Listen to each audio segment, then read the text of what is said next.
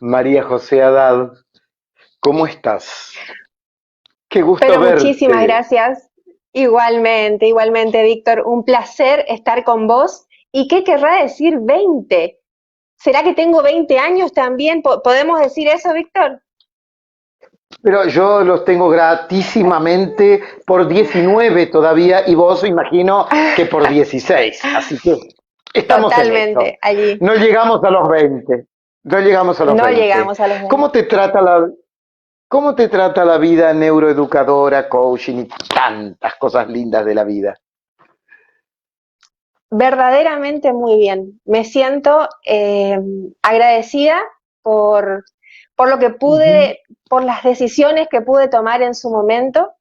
Estoy en un momento único, te puedo decir, que no lo cambiaría por nada, inclusive por esta pandemia que también me trajo tantos cambios y tanto aprendizaje. Así que realmente me siento plena, me siento auténtica. Es cierto que trabajo descubriendo todavía muchas cosas de mí, descubriendo muchas cosas que con el andar me voy dando cuenta de que me despiertan pasión. Y la verdad es que me siento muy bien, me siento muy feliz haciendo esto que elegí. ¿Qué cosas te despiertan pasión?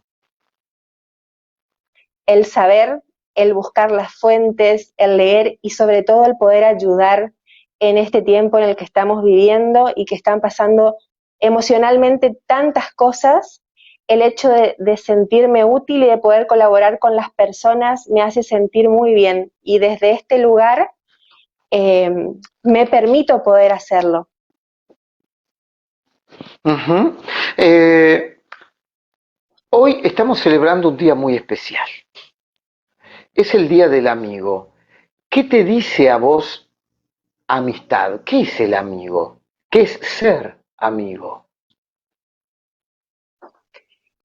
Mira, la amistad me dice muchas cosas, Víctor, pero principalmente te quiero decir que no creo en las casualidades, sino en las causalidades y el hecho de que yo pueda estar conectada con vos este día y a través tuyo, a toda tu audiencia y a mi ciudad. La amistad es mi esencia, es un valor sumamente importante y es el resultado de toda nuestra evolución, es el resultado de lo que somos, es el premio de lo que somos. Fíjate que hoy pensaba en esto del instinto de supervivencia de tantos millones de años atrás, del instinto gregario, de la necesidad de agruparse para poder defenderse y el poder evolucionar. La amistad es el resultado de esta evolución, es el desarrollo de las habilidades sociales que fuimos implementando en nuestra vida y agregando eh, del aprendizaje de esto, de la vida y de la evolución que nos tocó vivir. Así que respondiéndote, para mí la amistad es un premio, es un valor muy importante y especialmente hoy. La amistad hoy es un valor muy importante porque en este aislamiento que nos tocó vivir, que no lo esperábamos, el hecho de saber que tenés a otra persona que se preocupa por vos, que te llama, que te escucha, que te acepta, que te entiende, realmente tiene un valor muy importante. ¿Cuáles considerás entonces que son las características del amigo o la amiga, ¿no? Mira, es muy subjetivo, pero para mí la amistad tiene valores agregados como por ejemplo la complicidad, la admiración, el amor, Ajá. eh, el respeto, la empatía. Son valores y Ujú. son habilidades que están muy relacionadas con la amistad. Y, y bueno, esto de lo que te hablaba de las habilidades, el empatizar, el poder aceptar, la compasión, Víctor, la compasión tiene, tiene una importancia distintiva en la amistad. ¿Vos qué pensás? Vos sabés que, vos sabés que leía justamente hoy una anécdota muy interesante. Dice que los alumnos de antropología le preguntaron a Margaret Mead, que es una Mead en realidad, que es una antropóloga importantísima en el mundo, cuál veía ella que eran los vestigios de una cultura, los primeros. Es decir, si encontraba utensilios, si encontraba, ¿qué encontraba para descubrir que esa civilización había empezado? Y entonces, contrariamente a todo lo que esperaban los alumnos, le dijo que lo que ella, donde ellos y ella fundamentalmente veía que una civilización empezaba, era en un fémur curado.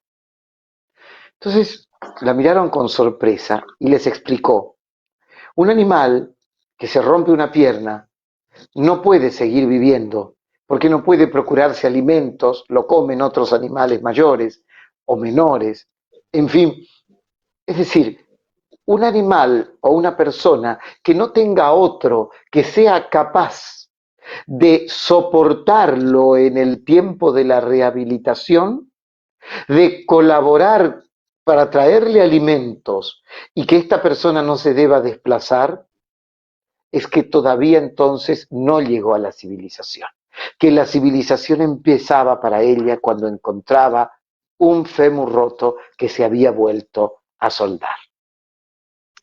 Así es. De hecho, hoy la medicina afirma que el amor cura, pero el amor de amigos, de familia, el amor en esencia cura, porque una persona que se siente amada y que ama, desarrolla una hormona que se la relaciona mucho con las mujeres por el periodo del embarazo, que es la oxitocina, pero en realidad la oxitocina es una hormona que también tienen los hombres y es conocida como la hormona del encuentro. Es esa hormona que recubre y cuida al corazón y es la que produce esto que vos contabas, es la que cura, es la que sana y se despierta cuando se siente amor. Así que fíjate vos la importancia de los vínculos, del encuentro, del amor, de la amistad, de las relaciones. Y fíjate vos lo importante que fueron para nuestra evolución y para que hoy seamos lo que somos. ¿Qué es ser una neuroeducadora? Una neuroeducadora estudia las neurociencias y las ciencias sociales afines y busca que llegue a todo el mundo, que llegue la información que se necesita saber y que es necesaria para el desarrollo personal y el desarrollo del ser humano. Yo trabajo de eso y trabajo en el estudio de las emociones, en la gestión de las emociones, en el autoconocimiento y ayudo a las personas, en realidad ayudo no, acompaño en un proceso de desarrollo personal, porque para crecer como persona es importante conocerse, importante saber cuáles son las emociones que tenemos, cuáles son los detonantes de esas emociones y el poder aprender a gestionarlas. Trabajar con los valores, con las habilidades, como te decía, con los valores y las creencias limitantes que son creencias que traemos de nuestros padres, de nuestros abuelos, del entorno, de la cultura en la que nos desarrollamos. ¿Cuál es, o sea que aquel, perdón, no, antes de ir a los valores, digo, aquel axioma griego, conócete a ti mismo, sigue siendo el eje fundacional y fundamental de nuestra vida libre y digna? Así es, así es. Más que el conocimiento del mundo exterior, lo importante es el conocimiento del mundo interno. Solamente de esa manera se puede llegar a la plenitud, porque escuchaba recién la entrevista con el doctor Martínez Llano cuando le preguntaste esto de por qué él era justicialista y te habló de su madre y de su padre. Y muchos de los valores y de las cosas que somos o que hacemos, las traemos generacionalmente y las cargamos y pensamos que eso es lo que somos o lo que debemos ser. Pero en realidad, nosotros somos seres auténticos que necesitamos descubrir qué es lo que somos. y potenciarnos. Porque quizás si mi padre era médico o abogado, yo pienso que tengo que seguir por el mismo camino porque es lo que me corresponde. Y no es así, porque somos seres independientes, somos seres diferentes, nuestro cerebro es diferente y es lo que marca la diferencia en cada ser humano, porque tenemos circuitos neuronales que son propios de cada uno y eso hace que seamos diferentes. Entonces, partiendo de esa base, tenemos que conocernos y tenemos que dejar ser lo que verdaderamente somos, el ser libres, el ser auténticos, buscar esa plenitud desde el autoconocimiento. La individualidad está en crisis. Las individualidades están en crisis. Hoy somos clonados, parece, modas iguales, pensamientos iguales, lugares de reunión iguales. ¿Qué pasa con la individualidad, María José? Sí, es cierto. Es como que somos acarreados por lo que está de moda. Pero yo estoy luchando y trabajando en contra de eso, estoy tratando de que cada uno pueda buscar su propio camino. No sé si es que estamos en crisis o es parte de una elección, Víctor. Porque el hecho de Elección. sentirse, sí, sí, porque el hecho de moverse en manada es como que te da cierta seguridad o te mantiene en una zona de confort donde vos sentís que no es necesario otra cosa, que no necesitas aislarte o alejarte o conocerte para ser alguien o algo diferente. Sí entiendo que esto es generacional, Víctor, pero como te digo, somos muchas personas las que estamos trabajando en esto, que estamos tratando de que puedan descubrir ese potencial que claramente es individual.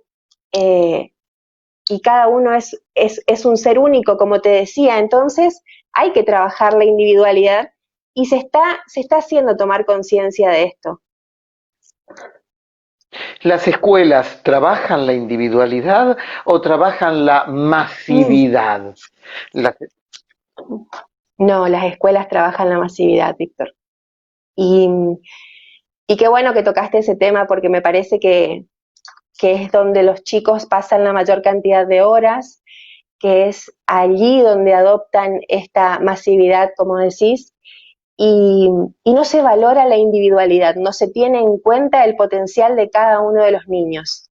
Lo que pasa es que la escuela que tenemos es el resultado del 1800. La escuela es una institución que no está actualizada, que no responde a las necesidades y a los cambios que estamos viviendo hoy como sociedad. Pero hablo de la escuela como institución, no responsabilizando, por supuesto, a los docentes, porque creo y veo que trabajan y que hacen un gran esfuerzo para llegar a los chicos, pero es la institución, es la cabeza de la institución la que tiene que modificarse y tiene que aplicar una dinámica diferente, porque hoy los chicos no son los de antes. Hoy los chicos están buscando otra cosa, hoy se aburren, hoy no despiertan la curiosidad con nada y son diagnosticados, la mayoría de ellos, con trastorno de déficit atencional y con un montón de otras patologías que en realidad se resumen en un completo aburrimiento en la escuela. Ujú. Hay ahí una palabrita que permanentemente los docentes la repiten una y otra vez, que es la apatía. ¿Qué pasa con eso? Los jóvenes, no hay nada, los adolescentes, que los conforme, que los sacie, o por lo menos dentro de la currícula educativa. Todo les da lo mismo, si es lunes que si es viernes, que si es matemática o ciencias sociales. Apáticos. Es lo ¿Por que qué te la decía. apatía? ¿Y cómo se remedia? Bueno, los chicos, los seres humanos, somos curiosos por naturaleza, ¿sí? Desde muy pequeños, todos nos interesa y tenemos la edad del por qué, donde todos empezamos a preguntar por qué, Y cuando empezamos la escuela, Víctor, nos empiezan a adoctrinar, sentados derechitos, callados, en silencio, nadie habla cuando la maestra está enseñando, nadie pregunta, el que pregunta es tonto. Entonces, se va matando la curiosidad y así se llega a la apatía. Claro, hoy un chico de 16, 17 años no le interesa nada más que su celular, porque en el celular tiene videojuegos y los videojuegos te transportan, te producen una adrenalina que en la vida real no la tenés, porque nada, en la vida real nada te importa, porque te mataron la curiosidad. Entonces, ¿qué es lo que hay que trabajar? Hay que trabajar y potenciar a las fortalezas de los chicos, no estar marcándole todo el tiempo las debilidades o las cosas que no hacen bien. Es cierto, los chicos tienen que aprender y tienen que transitar ese proceso de aprendizaje, pero no incitándole o mostrándoles todo el tiempo cuáles son sus debilidades. Hay que potenciar lo que el chico quiere o sabe hacer. Quizás a alguno le gusta matemáticas, quizás a otro le gusta lengua, quizás alguien es más afín con música o con actividades prácticas o con educación física, y hay que potenciar eso, hay que ver qué es lo que el chico quiere, qué es lo que el chico busca, qué cosas son las que llaman la atención. Hablábamos el año pasado con unas docentes con las que estuve trabajando de que el chico hoy espera un feedback inmediato. Si él hace un examen o tiene un examen oral, quiere en el momento que le digan que estuvo bien, que estuvo mal, una devolución por parte del docente. No quiere esperar una semana, 2 semanas o 30 días a que el docente le entregue una nota, porque el chico ya se olvidó, porque el chico ya rindió, ya pasó otra etapa y ya ni siquiera va a mirar a ver en qué se equivocó o no. El feedback tiene que ser inmediato. Entonces, si por ahí los docentes no tienen tiempo para corregir tantos exámenes y llevar tanto trabajo a su casa, hay que buscar la practicidad, la forma de poder evaluar al alumno de una manera más rápida y eficiente.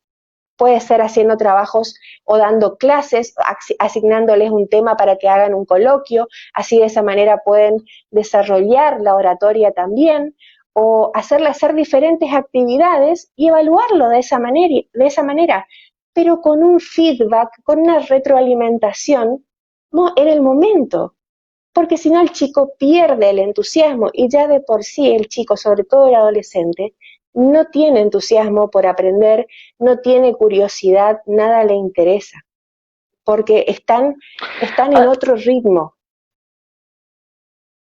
¿hay un cambio de paradigmas en la educación o el cambio de paradigmas es solo un deseo? ¿Cómo lo percibís vos? Yo todavía lo veo como un deseo. Corrientes fue la primera provincia con la ley de educación emocional, que fue en el año 2017, donde yo empecé a capacitarme sobre esto, y los docentes con los que hablo me dicen: María José, nosotros necesitamos capacitación porque la ley está, pero no tenemos formadores, no tenemos facilitadores que nos enseñen de qué se trata o cómo llevar estas dinámicas a las aulas. Y hay que atender otras cuestiones Claro. también, porque, a ver, vos podés ir a una escuela rural donde el chico tiene hambre y se va a la escuela por el desayuno o por el almuerzo. Entonces, un chico que tiene hambre, un chico que no desayuna, que no se alimenta, su prioridad no es el estudio, Víctor. Hay que empezar a entender a la educación desde otro aspecto, desde el aspecto humano, desde entender a quién tenés sentado enfrente con todo lo que eso, con todo lo que eso conlleva.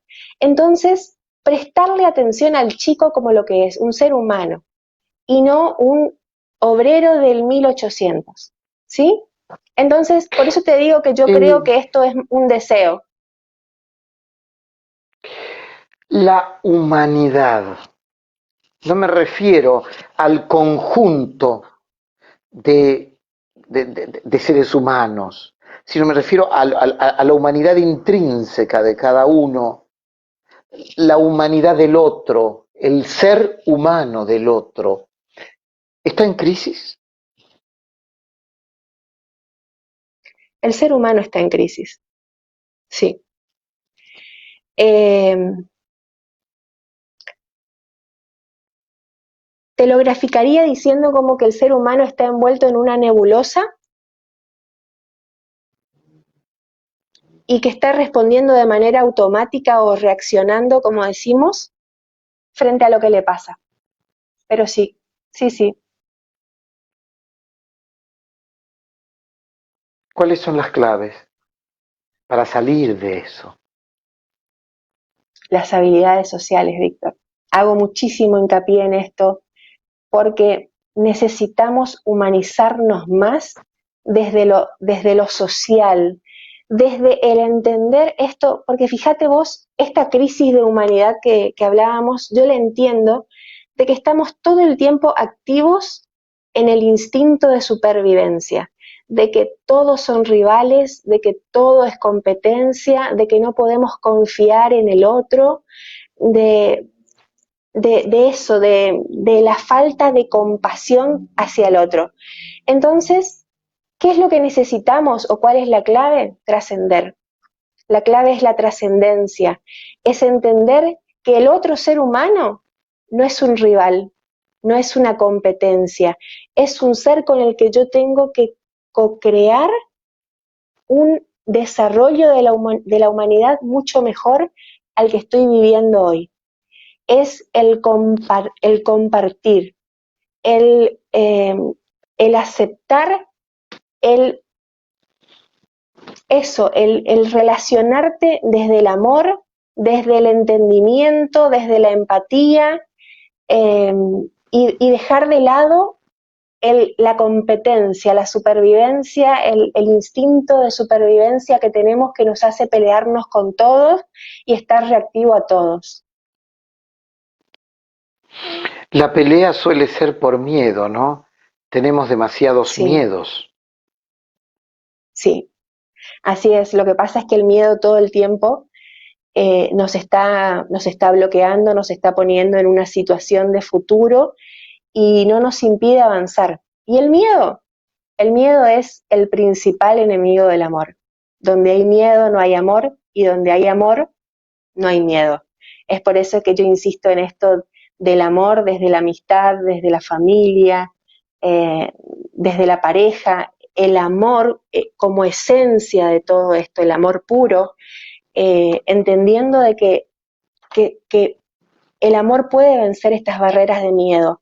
Es cierto que el miedo es una emoción importante, el miedo nos trajo hasta aquí, es el que nos ayudó a sobrevivir, pero hoy no estamos en esa situación.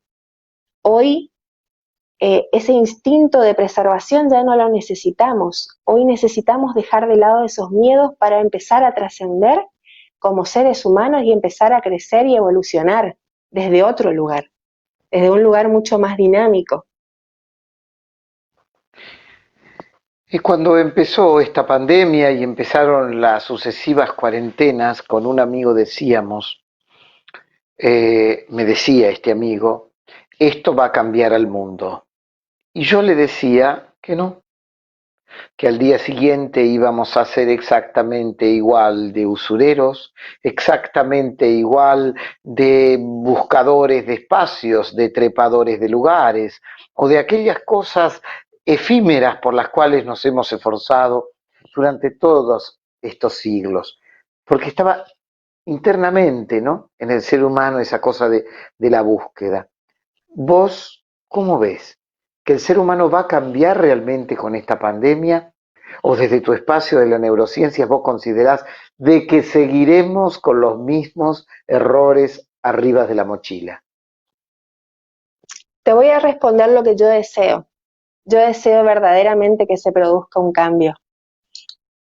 No sabría decirte con certeza qué es lo que va a pasar. Sí te puedo decir que hay muchísimas personas que están con esto que se llama secuestro emocional, están muy irascibles, están muy sensibles, se pelean con mucha gente, con todo su entorno, porque casualmente no están soportando esto del aislamiento.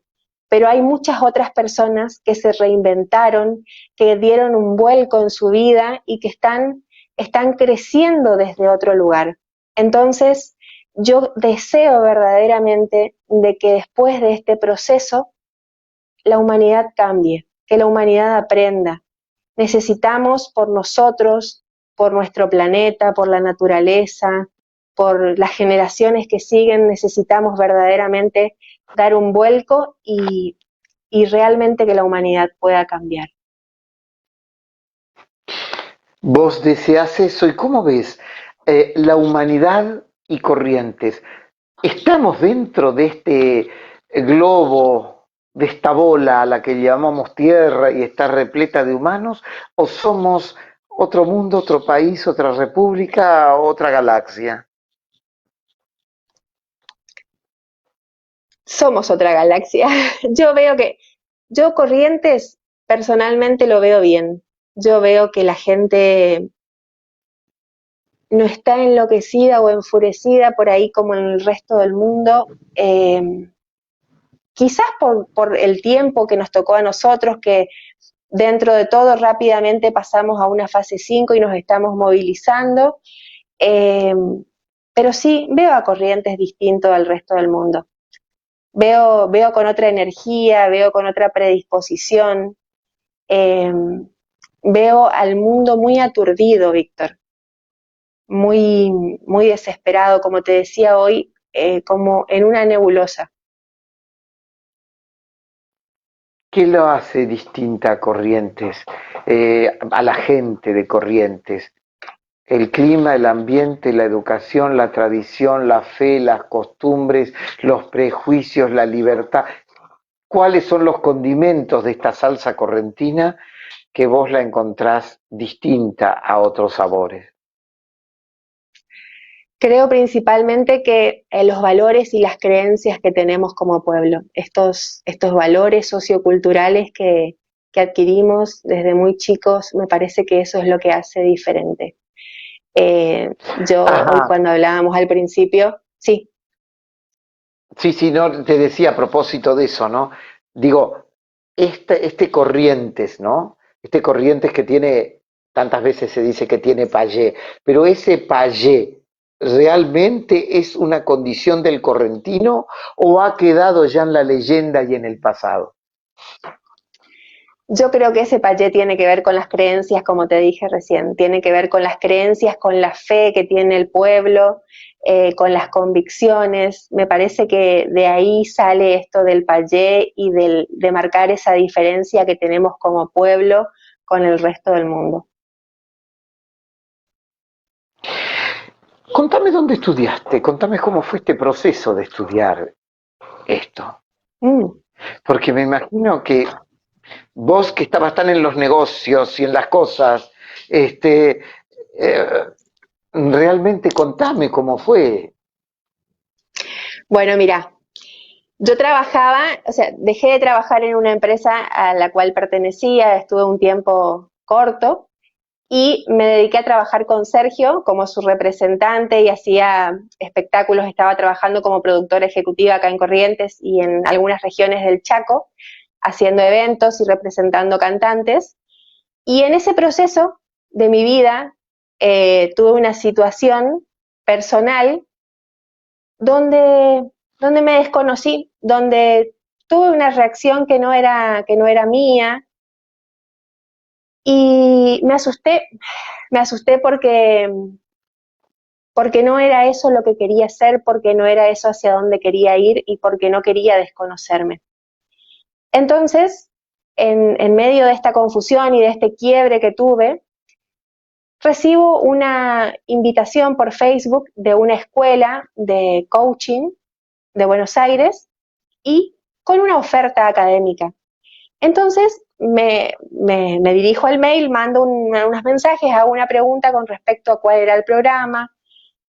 Me llaman por teléfono y me tienen una hora en el teléfono haciéndome preguntas ellos a mí de por qué me interesaba la carrera y cuáles eran mis situaciones personales. Bueno, después de una hora de hablar por teléfono, me inscribo en la carrera convencida de que esto era para conocerme y para trabajar mi desarrollo personal.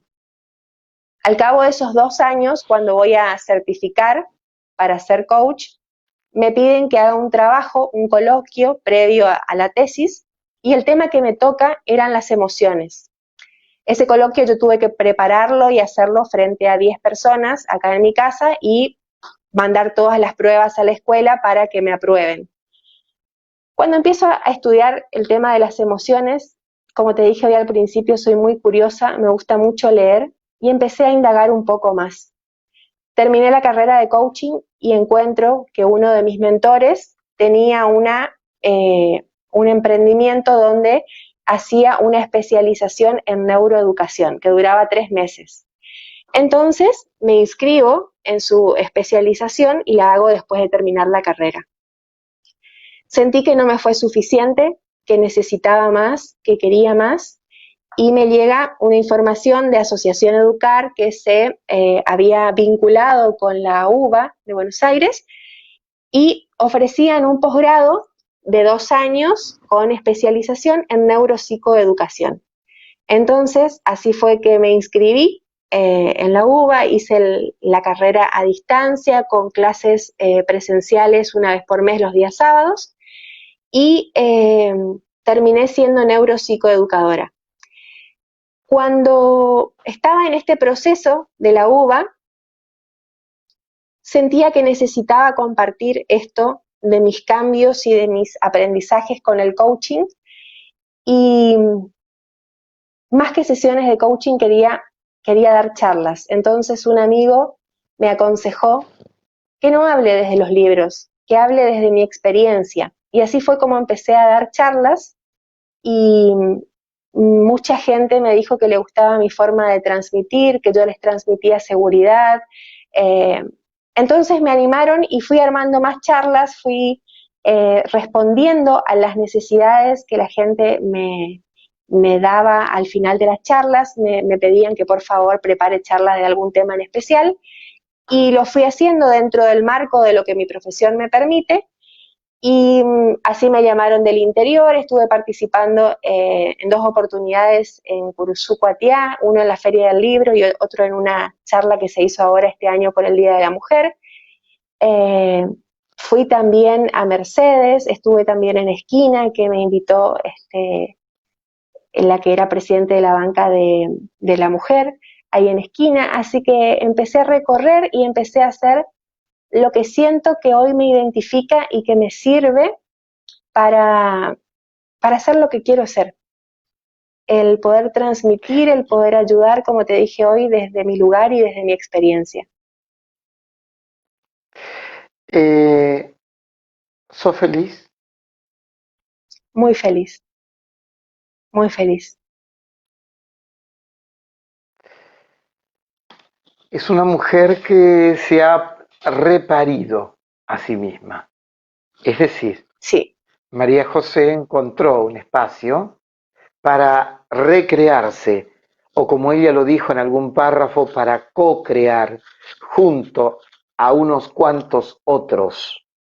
Ese espacio donde, como decían los griegos, aprendió a conocerse a sí mismo para poder desde ese lugar ayudar a los otros en ámbitos como la educación, la libertad, el autoconocimiento, en definitiva, generar espacios de aprendizaje de vida, de aprendizaje de humanidad, de aprendizajes de empatía.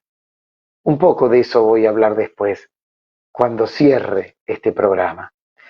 María José, gracias por este tiempo, gracias por la espera y nos reencontramos en cualquier momento seguramente con otro tema. Hoy fue la amistad, con lo cual empezamos. Seguimos por la educación y seguramente habrá otros, como por ejemplo el paso del tiempo, cuando parece que no hacemos nada en la pandemia. Te mando así es. un abrazo gigante, gracias por estar, un beso gigante a tu familia en general. Muchísimas gracias, Víctor. Gracias por este espacio. Un beso gigante a toda Esquina. Los llevo en mi corazón y cuando gustes estoy acá para todos ustedes. Buenas noches. Va a ser un placer. Saludos. Ella es María Gracias. José Haddad, ella es coaching y además es una especialista en neuroeducación.